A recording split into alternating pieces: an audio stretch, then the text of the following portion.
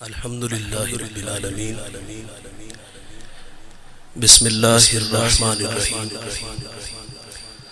پڑھیے الصلاۃ والسلام علیک یا رسول اللہ وعلی آلک و اصحابک یا سیدی یا حبیب اللہ الصلاۃ والسلام علیک یا رحمۃ للعالمین وعلی آلک و اصحابک یا سیدی یا حبیب اللہ۔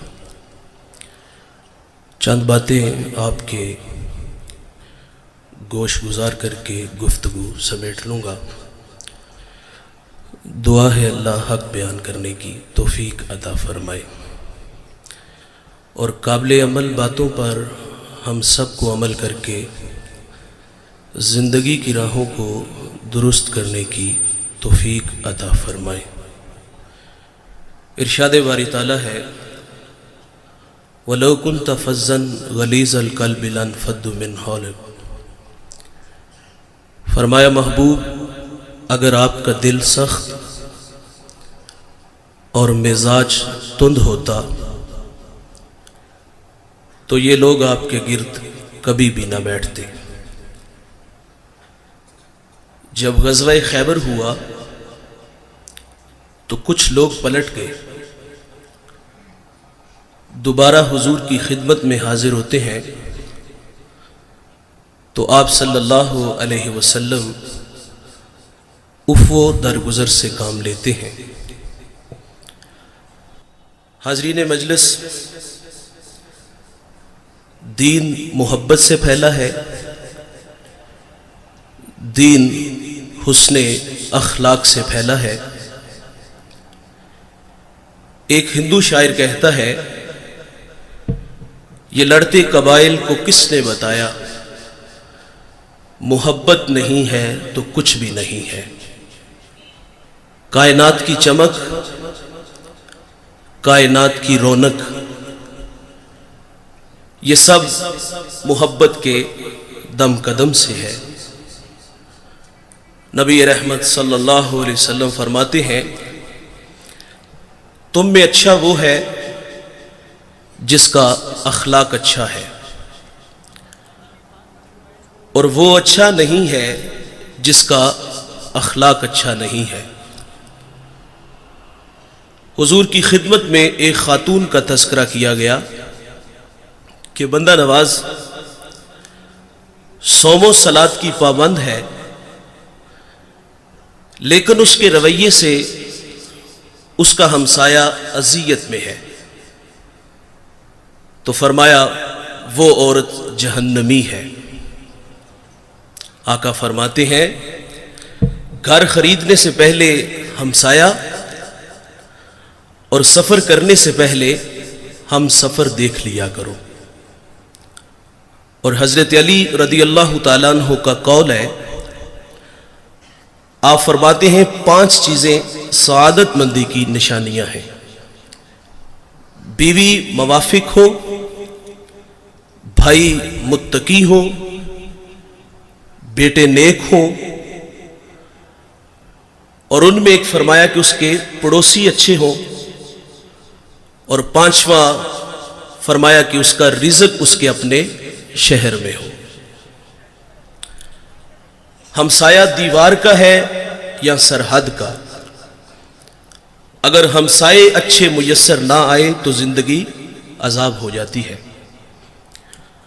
اور اگر کسی کو اچھے ہمسائے مل جائیں تو یہ بہت بڑی دولت ہے۔ ابو حمزہ ایک بہت بڑے محدث گزرے ہیں، اور ان کے بارے میں مشہور تھا، لوگ کہتے تھے کہ یہ نشہ بیچتے ہیں۔ وہ کوئی منشیات کا کام نہیں کرتے تھے، بلکہ جب وہ حدیث رسول بیان کرتے تو لوگوں پہ نشہ طاری ہو جاتا تھا۔ ابو حمزہ کا ہمسایہ اس کو بامر مجبوری مکان فروخت کرنا پڑا، اور اس نے باہر لکھ کے لگا دیا مکان برائے فروخت، اور نیچے اس کی قیمت بھی لکھ دی 2000 میرے مکان کی قیمت ہے، اور مزید لکھا کہ 2000 ابو حمزہ کی ہمسائیگی کا بھی لوں گا۔ تو لوگوں کی ایک لمبی لائن لگ گئی تھی 4000 دینار دینے کے لیے، اور جب ابو حمزہ کو پتا چلا کہ میرا ہمسایہ مکان بیچ کر کے یہاں سے جا رہا ہے تو آپ نے خادم کو 4000 دینار دیے اور فرمایا جلدی جاؤ اور یہ میرے ہمسائے کو دے آؤ اور اس سے کہنا کہ یہ تو ویسے ہی رکھ لے لیکن مجھے چھوڑ کے نہ جانا۔ اچھا ہمسایہ بہت بڑی دولت ہے۔ حضور کی خدمت میں خاتون کا تذکرہ ہے، نمازیں بھی پڑھتی ہے، روزے بھی رکھتی ہے، لیکن زبان کا زہر کوبرا سانپ سے بھی زیادہ زہریلا ہے، تو فرمایا جہنمی ہے۔ اسی طرح ایک اور عورت کا تذکرہ ہوا، معمول کی نمازیں ہیں، معمول کے روزے ہیں، لیکن اس کے رویے سے اس کا ہمسایہ خوش ہے، تو میرے نبی فرماتے ہیں وہ عورت جنتی ہے۔ جنت کا معیار کیا ہے؟ میٹھے بول، اچھے اخلاق۔ امام منذری الترغیب والترہیب میں ایک روایت لائے ہیں، یہ 6 صدی کے محدث ہیں، حدیث کی معتبر کتاب ہے۔ حضور کی خدمت میں ایک جوان حاضر ہوا جس کا نام نامی اسم گرامی جابر بن سلیم تھا۔ حضور سے پہلی ملاقات تھی اور اللہ نے اپنے محبوب کو یہ کمال بخشا تھا کہ آپ پہلی ہی ملاقات میں اپنا بنا لیتے تھے۔ ان کے بول بہاروں جیسے اور اصحاب ستاروں جیسے، مٹھیاں مٹھیاں بولیاں مدنی ڈول دیاں، کنا دے وچ رہندیاں مشری گول دیاں۔ میٹھی میٹھی باتیں سنی، من میں اتر گئی، ایمان نصیب ہوا۔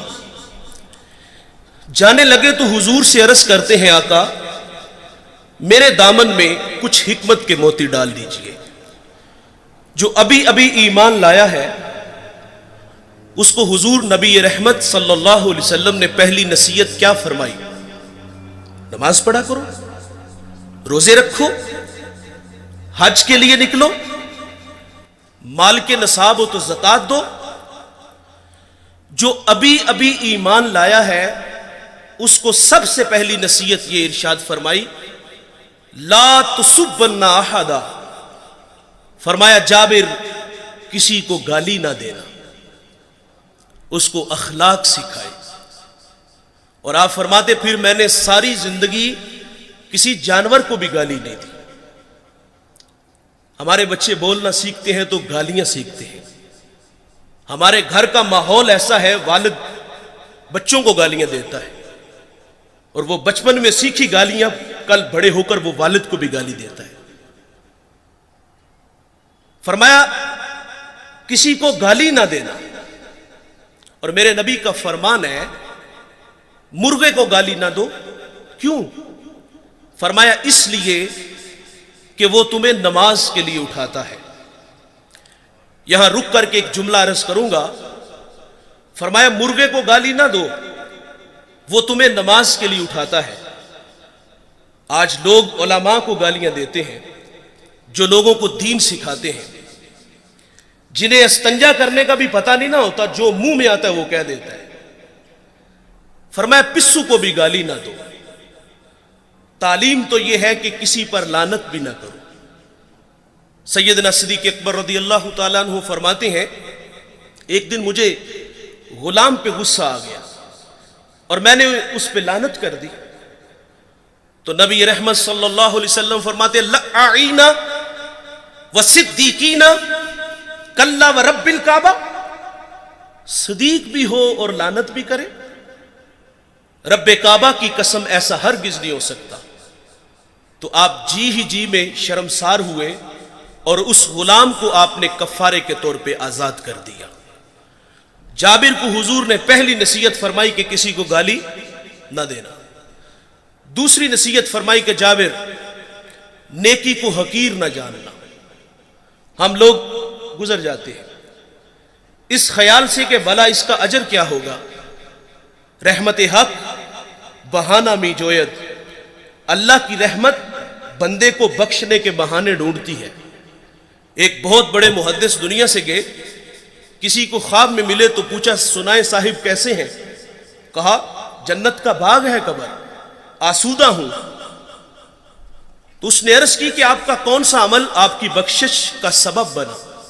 تو کہا ایک چھوٹا سا عمل۔ کہا وہ کیا؟ انہوں نے بتایا کہ میں ایک دفعہ حدیث لکھنے بیٹھا، سیاہی میں قلم ڈبویا، باہر نکالا، لکھنے لگا کہ اس پہ ایک مکھی آ کے بیٹھ گئی۔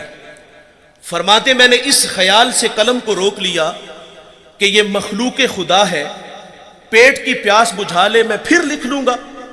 کہتے ہیں اللہ کو میری یہ ادا پسند آئی اور اللہ نے میری مغفرت فرما دی۔ جابر کو حضور نے ایک اور نصیحت فرمائی کہ جابر بن سلیم، جس سے بھی ملو تو خندہ پیشانی سے ملو۔ ہم سٹیٹس کو باہر رکھتے ہیں، مذہبی لوگ ہیں ہم، غریب آدمی ٹائم لینے آ جائے تو ہم ٹائم بھی نہیں دیتے، کوئی مسئلہ پوچھنے آ جائے تو ہم مسئلہ بھی نہیں بتاتے۔ انتہائی معذرت سے کہوں گا، ایک بندہ ڈسٹرکٹ منڈی بہاولدین سے چلا ہے، ایک کراچی سے چلا ہے، ایک پنڈی سے ہی چلا ہے، وہ لمبا سفر کر کے ہمارے پاس آیا ہے اور اس کی حیثیت کو دیکھ کر تسبیح دے کے مسجد کی نکر میں بٹھا دیا جائے کہ یہاں بیٹھ کے وظیفہ کرو۔ دیکھیے ہم جب کسی کے ہاتھوں میں ہاتھ دیتے ہیں تو وظائف کی کوئی کمی نہیں ہوتی، 1.25 لاکھ مرتبہ پہلا کلمہ پڑھنا ہے، درود پڑھنا ہے، استغفار پڑھنا ہے۔ ایک وظیفہ ختم ہوتا ہے تو دوسرا ملتا ہے، وظائف کی تو کمی نہیں۔ وہ تو کوئی کندھا تلاش کرنے آیا تھا کہ جہاں سر رکھ کے وہ روئے، وہ من کا کوئی دکھڑا کہنے آیا تھا، لیکن اس کو نظر انداز کیوں کیا گیا کہ اس کے پاس صرف آنے جانے کا کرایہ ہے۔ وہ واصف علی واصف کہتے ہیں تسلیم کے بعد تحقیق گمراہی ہوتی ہے۔ اس نے تو دل سے اپنا کہا تھا اور وہ جو ہے وہ عقیدت میں بیٹھ کے وظیفے میں مشغول ہے، لیکن اچانک اس نے اپنی آنکھوں سے ایک منظر دیکھا کہ ایک کلف لگے کپڑوں میں آیا اور اس کے آگے پیچھے خدام ہے، اور وہ سیدھا حجرے میں چلا گیا اور اندر سے آواز سنتا ہے کہ آپ کسی کے ہاں پیغام بیچ دیتے تو میں خود ہی آ جاتا۔ بتائیے اگر یہ رویے ہمارے ہوئے تو لوگوں کو دین کہاں سے ملے گا؟ اور جو باہر بیٹھ کے وظیفے میں مشغول تھا، اس کے دل پہ جو نشتر اور تیر چلے، اس کا مداوع کس نے کرنا تھا؟ جس سے بھی ملو تو خندہ پیشانی سے ملو۔ آپ اپنے ملازم سے اس طرح بات کیا کرو جس طرح اپنے بیٹے سے بات کرتے ہو۔ میرے کریم آقا صلی اللہ علیہ وسلم عید کے دن عیدگاہ کی طرف تشریف لے کے جا رہے ہیں، سریرا کھلا میدان آیا، بچے عید کی خوشیوں میں مسرور تھے، لیکن ایک جانب عجیب تماشا تھا۔ ایک بچہ ہے، تن پہ جو پیرہن ہے وہ پھٹا ہوا ہے، آنکھیں نمناک ہیں۔ حضور گزرے کہ اس بچے کو دیکھا تو قدم رک گئے اور فرمایا بیٹے آپ کیوں رو رہے ہو؟ شاید کہ وہ حضور کو پہچان نہ سکا، عرض کرتا ہے کہ فلاں غزوے میں میرے والد حضور کے ساتھ تھے کہ شہید ہو گئے، میں یتیم ہو گیا، ماں بیوہ ہو گئی، ماں نے دوسرا نکاح کر لیا، ستیلے باپ نے میرے مال پہ قبضہ کر لیا اور مجھے دھکے دے کے گھر سے نکال دیا۔ تو آقا فرماتے ہیں بیٹے کیا تو اس بات پہ راضی نہیں کہ محمد تیرے باپ لگے، عائشہ تیری ماں لگے، فاطمہ تیری بہن لگے، علی تیرے چچا لگے اور حسن و حسین تیرے بھائی لگے۔ وہ بچہ کہتا ہے اگر یہ سارے رشتے میرے ہیں تو مجھے اور چاہیے بھی کیا؟ حضور عیدگاہ نہیں گئے، اس بیٹے کو لیا، گھر تشریف لے آئے، اس کو کھانا دیا، لباس دیا، پھر انگلی تھامی اور عیدگاہ کی طرف تشریف لائے۔ سریرا جب کھلا میدان آیا نا تو وہی بچے جو عید کی خوشیوں میں مسرور تھے اور اس کے تن پر قیمتی لباس دیکھا اور اب نبی رحمت صلی اللہ علیہ وسلم کی انگلی تھام کے عیدگاہ کی طرف جا رہا تھا تو پھٹی نگاہوں سے دیکھ کے کسی نے کہہ دیا بھائی جان ابھی تو رو رہے تھے۔ اب فخر سے کہتا ہے میں بھوکا تھا مجھے کھانا ملا، میں ننگا تھا مجھے لباس ملا، میں یتیم تھا، مجھے ابو جی محمد ملے، عائشہ ماں ملی، فاطمہ بہن ملی، علی چچا ملے، حسن و حسین بھائی ملے. وہ کہتا ہے اب بھی میں رہوں، جس سے بھی ملو تو خندہ پیشانی سے. امام راضی ایک یتیم کا تذکرہ کرتے ہیں. جب اس کا والد دنیا سے چلا گیا تو ماں کے تن پہ جو قمیض تھی وہ جگہ جگہ سے پھٹی ہوئی تھی. ماں سے کہتا ہے ماں اگر رخصت دو تو چچا سے آپ کے لیے قمیض نہ لے آؤں. ماں نے کہا بیٹے تو عرب کی روایت سے واقف نہیں، تیرا چچا تجھے قمیض نہیں دے گا، دھکے دے گا. بچپنے کی معصومیت تھی کہ محبت میں ماں سے الجھ بیٹھا. کہتا ہے ماں کیوں نہیں دے گا، میرے والد کا بھائی ہے، بہت سارے حق بنتے ہیں. جب ضد بڑی تو ماں نے اجازت دے دی. یہ بچہ چچا کے دروازے پہ آیا، دستک دی. چچا کے بیٹے باہر آئے اور یہ ان سے باتیں کرنے لگا. اس نے کیا کہا ہوگا کہ چلو باہر کھیلنے چلتے ہیں، یا کوئی کل کا پروگرام بنانے گیا تھا. نہیں دوستو، وہ کیا کسی مفکر نے کہا تھا کہ غریب کی جوانی جنگل کا پھول اور سردیوں کی چاندنی یوں ہی بیکار جاتی ہے. غریب کو تو جوانی میں بال سنوارنے کا بھی موقع نہیں ملتا. یقیناً اس نے کہا ہوگا کہ تمہاری چچی کے تن پہ جو قمیض ہے وہ جگہ جگہ سے پھٹی ہوئی ہے اور میں سوالی بن کے تمہارے دروازے پہ آیا ہوں. ابھی یہ باتیں ہو رہی تھی کہ چچا بھی آ گیا. چچا نے بھتیجے کو دیکھا تو کیا بچھڑا بھائی یاد آ گیا؟ نہیں. کیا آنکھیں نمناک ہوئیں؟ نہیں. کیا دل میں کوئی گداز اترا؟ نہیں دوستو. کیا شفقت کے لیے اس نے بازو پھیلائے؟ نہیں میرے بھائی. اس نے اپنے بچوں کو کمرے میں بھیجا اور یتیم کو دھکا دیتے ہوئے کہتا ہے منحوس پلٹ جا، کہیں تیری نحوست کی وجہ سے میرے بچے یتیم نہ ہو جائیں. آپ گینا دل ٹوٹ گیا، آنکھوں سے آنسو بہ نکلے. آقا فرماتے جب یتیم روتا ہے تو اللہ کا عرش بھی کانپ اٹھتا ہے. یہ دکھتا ہوا دل لے کے واپس پلٹا. سرے راہ حضور کے غلام سے ملاقات ہوئی. اس نے کہا بچے کیوں رو رہے ہو؟ کسی نے مارا؟ کسی نے دل دکھایا؟ کہا ہاں، مجھے عرب کی تلخ ہواؤں نے رلا دیا، میں یتیم ہوں، دھکے کھا کے آیا ہوں. تو کہا بیٹے گھبرا نہیں، اس دنیا میں وہ آ گیا ہے جو دکھیوں کے دکھ بانٹتا ہے، جو بے سہاروں کو سہارا دیتا ہے. وہ نبیوں میں رحمت لقب پانے والا، مرادیں غریبوں کی بھر لانے والا، وہ اپنے پراؤں کا غم کھانے والا، مصیبت میں غیروں کے کام آنے والا. کہا میرے نبی محمد دنیا میں جلوہ گر ہو چکے ہیں، اس وقت حرم میں بیٹھے ہیں، جاؤ جو مانگو گے وہ عطا کریں گے. یہ بچہ گھر آیا. ماں نے کہا بیٹے تجھے منع کیا تھا. کہا ماں تو نے سچ کہا، لیکن ماں عرب کا معاشرہ ابھی اتنا بھی بے رحم نہیں ہوا. سنا ہے ماں ایک ایسا ہے جو جھڑکتا نہیں، ایک ایسا ہے جو جھولی بھرتا ہے. ماں کہتی بیٹے وہ کون ہے؟ اس نے کہا زمانہ اس کو محمد صلی اللہ علیہ وسلم کے نام سے جانتا ہے. جب حضور کا نام سنا تو ماں چونک سی جاتی ہے. کہا بیٹے نہیں جانے دوں گی. کہا ماں کیوں نہیں جانے دو گی؟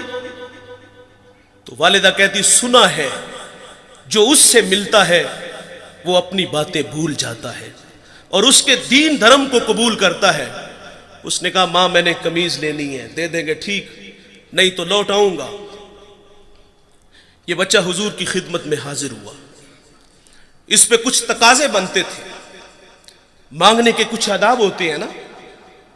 سائل ہمارے دروازوں پر بھی آتے ہیں اور کیا کچھ نہیں ہمیں کہتے، سیٹھ صاحب، شیخ صاحب، مولانا صاحب، کاروبار کے لیے دعائیں، بچوں کو دعائیں، پھر مٹھی آٹا یا 2 آنے ملتے ہیں. اس بچے پہ تقاضا بنتا تھا پہلے یتیمی کا داغ دکھاتا، پھر اپنوں کے رویے بتاتا، پھر سرے راہ ملنے والے حضور کے غلام کی کہانی چھیڑتا کہ میں نے سنا ہے آپ کے بارے میں آپ بڑے رحیم ہو، بڑے کریم ہو، مہربان ہو، جو مانگو عطا کرتے ہو. اتنا تو حق بنتا تھا. لیکن دوستو اس بچے نے کوئی ایسی بات نہیں کی. اس نے آگے کہا جناب والا میں نے آپ کے دین کو قبول نہیں کرنا، میں آپ سے ایک قمیض لینے آیا ہوں. میری ماں کے تن پہ جو قمیض ہے وہ جگہ جگہ سے پھٹی ہوئی ہے. हुजूर नाराज नहीं होते, कमीज के बटन खोलते हैं, उतारते हैं और उस यतीम को अता फरमा देते हैं। और फिर यूं बाजू फैला के फरमाया, आजो बेटे मैं मोहम्मद के सीने से लग जाऊं, जिससे भी मिलो तो खंदा पेशानी से मिलो। जाबिर बिन सुलैम रदी अल्लाह ताला अन्हु फरमाते हैं, हुजूर ने मुझे एक और नसीहत इरशाद फरमाई। जाबिर बिन सुलैम, किसी को शर्मिंदा न करना, यह भी अखलाक से गिरी हुई बात है और हम कदम कदम पे करते हैं।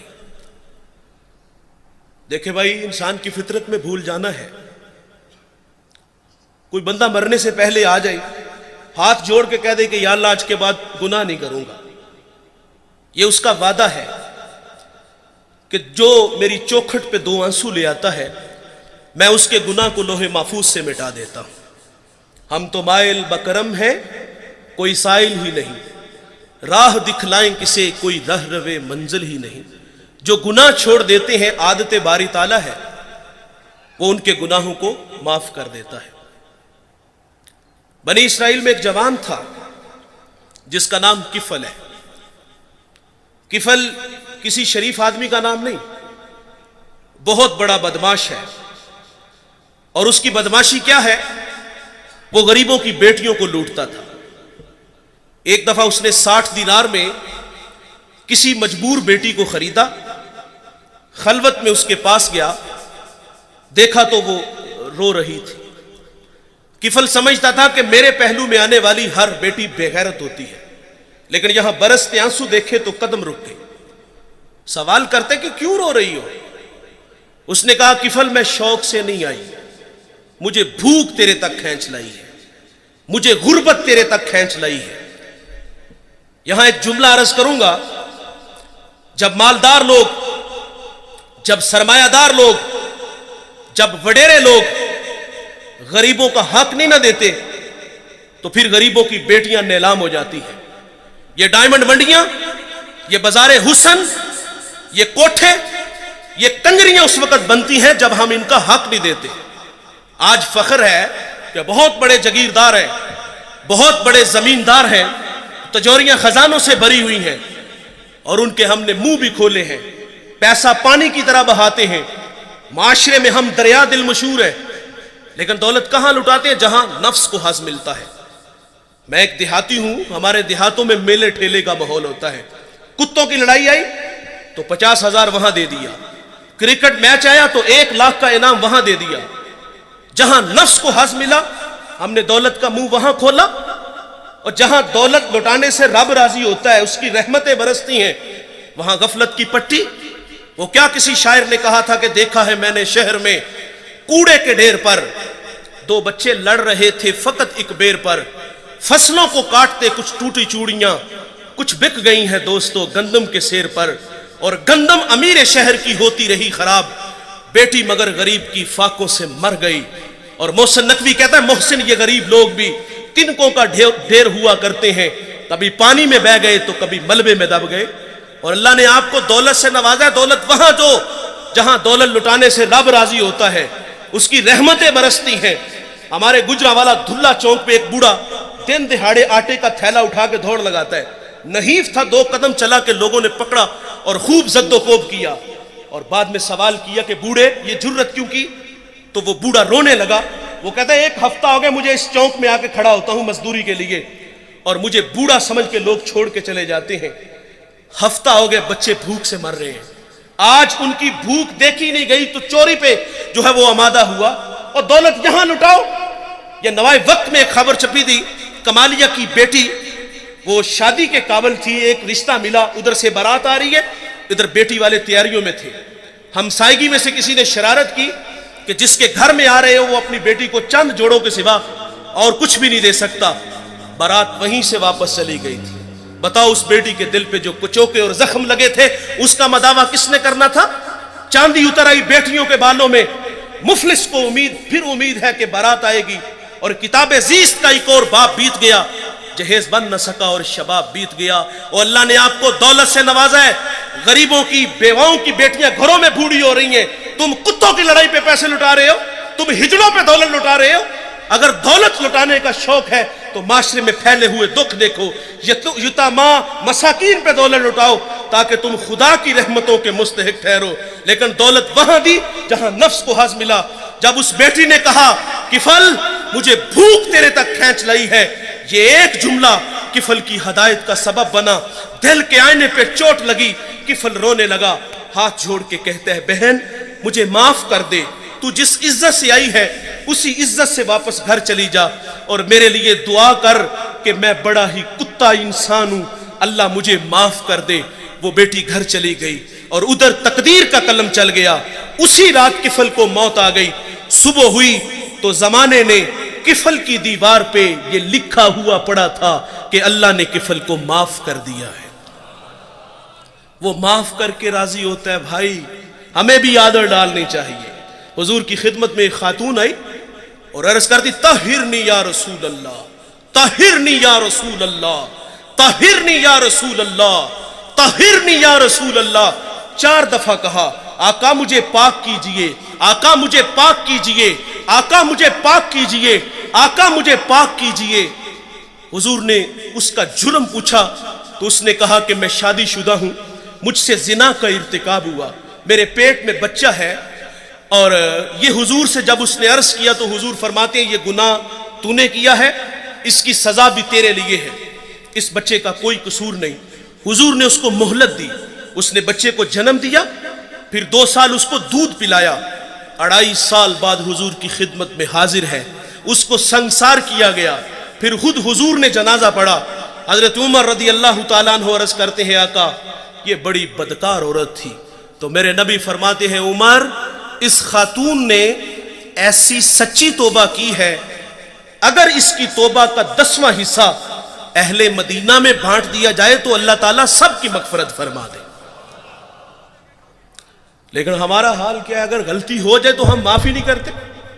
یار مثال کے طور پہ بندہ گناہ چھوڑ کے مسجد میں ہی آنا ہے نا اس نے، تو ہم کہتے ہیں لو 100 چوہے کھا کے بلی حج نو چلی، اور پائی تینوں مسجد اراکی نے وہایا، اسی اللہ نے جس اللہ نے تمہیں دکھایا ہے۔ کبھی ہم کہتے چور چوری چھوڑ دیتا ہے، ہیرا پھیری نہیں چھوڑتا، جوتے چرانے آئے ہو۔ وہ یار وہ آ گیا ہے، مسجد کی آبادی کا سبب بنا ہے، ہمیں خوش ہونا چاہیے تھا۔ میں شکر گڑھ باؤنڈری پہ ایک گاؤں میں حاضر ہوا تو وہاں جو محلے کی مسجد تھی نا، وہاں نماز تو بڑی دور کی بات ہے، اذان پڑھنے کے لیے کوئی بندہ نہیں ملتا تھا۔ یہ مسجدوں کی حالتیں ہیں۔ اقبال جب اندلس گیا، قرطبہ مسجد جس کے 1400 ستون ہیں، اسے اجڑا دیکھا تو اقبال وہاں پھوٹ پھوٹ کے رویا تھا کہ رو رہی ہے آج ایک ٹوٹی ہوئی مینا اسے، کل تلک جس ساکی کے گردش میں پیمانے رہے، خیر تو ساکی سہی مگر پلائے گا کسے، اب نہ میں کش باقی رہے نہ میں خانے رہے۔ اقبال کہتا ہے وائز قوم کی وہ پختہ خیالی نہ رہی، برق طبعی نہ رہی، شعلہ مکالی نہ رہی، رہ گئی رسم اعزاں روح بلالی نہ رہی، فلسفہ رہ گیا تلقین غزالی نہ رہی، اور مسجد مرثیہ خواہ ہے کہ نمازی نہ رہے، یعنی صاحب اوصاف وہ حجازی نہ رہے۔ اللہ کے گھر تو ویران ہے، اگر کسی کی پیشانی میں سجدوں کا نور ٹپک رہا ہے، وہ اللہ کے گھر میں حاضر ہے، ہمیں تو خوش ہونا چاہیے تھا، لیکن ہم شرمندہ کرتے ہیں۔ جب اللہ معاف کر دیتا ہے تو ہمیں بھی عادت ڈالنی چاہیے۔ علامہ سعدی لکھتے ہیں، شارح مسلم مفسر قرآن، ایک بوڑھے کا تذکرہ کرتے، وہ ہر سال حج کے لیے جاتا تھا۔ ایک دفعہ کسی نوجوان کو ان کے ساتھ جانے کا اتفاق ہوا، اللہ کے گھر میں پہنچے تو بوڑھے نے لبیک کہا، ہاتف سے آواز آئی لا لبیک، کہ بوڑھے تیرا کوئی حج نہیں۔ جو ساتھ نوجوان تھا وہ چونک سا گیا، اس نے کہا بابا جی آواز نہیں سنی؟ تو کہا بیٹے یہ آواز میں 70 سال سے سن رہا ہوں۔ تو وہ جوان کہتا ہے کہ بابا جی آپ پھر بھی آتے ہو؟ اب کلیجہ پھٹنے لگا، رو کے کہا کہ بیٹے بتا اس در کے علاوہ کوئی اور در ہے جہاں جا کے میں دامن پھیلاؤں؟ بس اتنا کہنا تھا کہ رحمت خدا بندی جوش میں آئی۔ ہاتف سے آواز آتی ہے کہ جا بوڑھے ہم نے تیرے 70 کے 70 حج قبول کر لیے۔ وہ معاف کرتا ہے بھائی، ہمیں بھی عادت ڈالنا چاہیے۔ کسی کو فرمایا شرمندہ نہ کرو۔ نبی رحمت صلی اللہ علیہ وسلم کی اقتداء میں صحابہ نماز کے لیے کھڑے ہیں، بالکل جماعت کا ٹائم تھا کہ کسی کی ہوا خارج ہو گئی، جماعت کا وقت ہے، ظاہر ہے وہ فوری اٹھے گا اور جا کے وضو بنائے گا. جو وہاں سے نکل کر وضو کے لیے جائے گا سبکی تو محسوس کرے گا نا، شرمندہ تو ہوگا نا.